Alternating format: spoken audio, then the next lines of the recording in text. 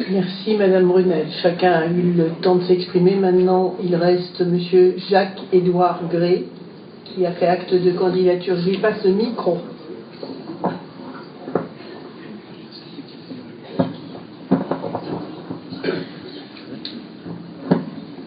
Mesdames, Messieurs, mes chers collègues, chers amis, comme plusieurs nouveaux conseillers communautaires de Lagny, de Bussy, de Montévrain et de Torigny, c'est la première fois que j'ai l'honneur de siéger parmi vous ce soir. Donc la plupart d'entre vous ne me connaissent pas, donc je vais me présenter en quelques mots. Donc, je m'appelle donc Jacques-Édouard Gray, je suis membre du conseil municipal de Lagny-sur-Marne depuis 2008. J'ai été adjoint au maire de Patrice Pagny, puis de Sylvie Bonin. Et depuis 2014, je suis donc dans la minorité municipale avec Sylvie Bonin et avec 6 autres collègues. Et donc à 8, nous représentons un mouvement citoyen latignacien qui s'appelle Objectif Lagny. Ce mouvement a une grande particularité, une grande caractéristique à laquelle nous tenons comme à la prunelle de nos yeux. Cette particularité, c'est notre indépendance vis-à-vis de tous les partis politiques nationaux. Nous considérons que pour gérer une ville, petite ou moyenne, il est préférable de le faire sans recevoir de consignes d'appareils politiques parisiens. Nous considérons que pour gérer des communes comme les 18 communes représentées ici ce soir, il est préférable de rassembler des habitants de sensibilités différentes plutôt que de les diviser en fonction d'appartenance à des partis politiques ou à des clivages partisans. Dans ce but, Objectif Lagny rassemble des habitants de droite et de gauche, mais nous avons une règle intangible.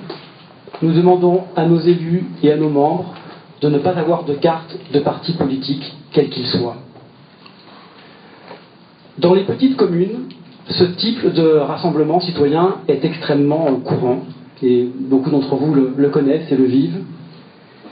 Dans les communes de la taille de Lagny, de Bussy, de Torigny, de Montévrain, c'est beaucoup plus rare, et cela ne fait que souligner l'intérêt de notre démarche. Cette indépendance politique, nous la défendons à Lagny depuis 28 ans, et les municipalités que nous avons soutenues ont dirigé la ville pendant 19 ans. Cette indépendance, nous la défendons aussi ici, au sein de Marne-et-Gondoire. C'est la raison pour laquelle Sylvie Bonin, aujourd'hui à mes côtés, et tous les élus d'Objectif Lagny qui nous ont précédés au sein de ce conseil communautaire ont toujours soutenu Michel Chartier.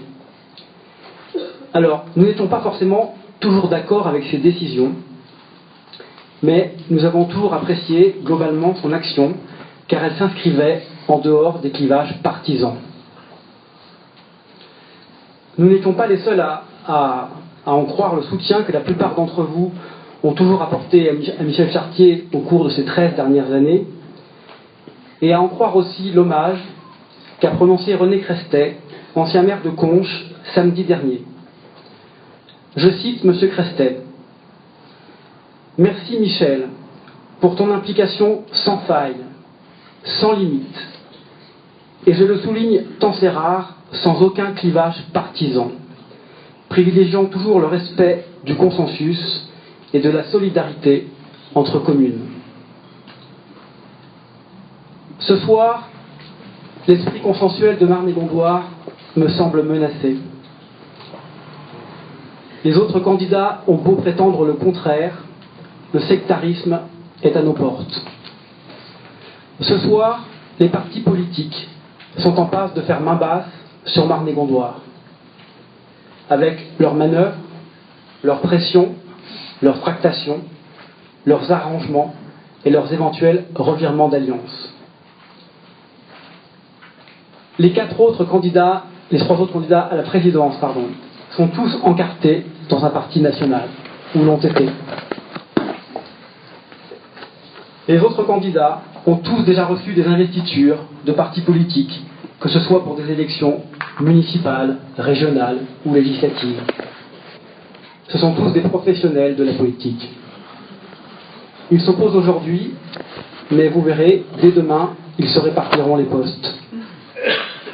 Face à ces candidatures politiques, j'ai décidé de vous présenter la mienne pour vous offrir la liberté de faire un autre choix que celui que nous proposent ce soir les partis politiques. Nous avons la chance d'être en démocratie, profitons-en. Avec vous tous, je voudrais continuer l'œuvre du président Chartier pour que Marne et Gondoire ne devienne pas une intercommunalité politique, pour que nous cherchions toujours le consensus et la solidarité entre nos 18 communes, pour que notre priorité soit l'élaboration et la mise en place de projets pour améliorer les conditions de vie de tous les habitants et sans augmenter la pression fiscale. Pour que Marne et Gondoire fonctionne de manière démocratique et transparente. Transparence des dossiers et transparence des fonds, des budgets. Et enfin, bien sûr, pour poursuivre le combat de défense de l'indépendance et de l'intégrité de Marne et Gondoire. Et à ce propos, je soutiens tout à fait la motion déposée par Thibaut Guillemette ce soir. En résumé, nous nous trouvons à la croisée des chemins. Voter pour l'un ou l'autre de mes concurrents, cela revient au même. C'est choisir le régime des partis, avec tous ses défauts et ses inconvénients. De mon côté, je vous propose de vous exprimer pour la voie de l'indépendance, de la liberté, du consensus et de la solidarité autour de grands projets en faveur des habitants. Merci de votre attention.